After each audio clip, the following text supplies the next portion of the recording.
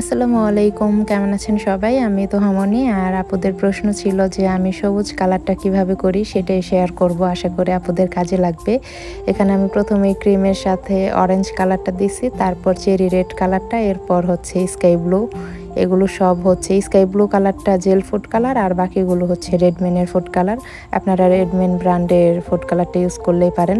১ম আমি ওইগুলো ইউজ করে একটুখানি মিশিয়ে নিছি। নেওয়ার পরে হালকা একটু আমি সবুজ কালার দিয়ে দিছি, রেডম্যানের যে গাঢ় সবুজ কালারটা সেটাই দিয়ে দিছি। দেওয়ার পর এটা আমি মিশিয়ে পাইপিং ব্যাগে ভরতেছি, কিন্তু পাইপিং ব্যাগের মধ্যে ভরার আগে আমি পাইপিং ব্যাগের মধ্যে একটু সবুজ কালার দিয়ে মিশায় নিছি।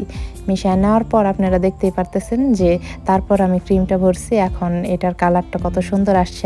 আর এখন যে কালারটা দেখতেছেন এই কালারটা আরও গাঢ়, আরও সুন্দর হবে। আপনি জাস্ট কিছু সময় ফ্রিজের মধ্যে রাখবেন। পাইপিং ব্যাগে যে কালারটা ভরছেন একটু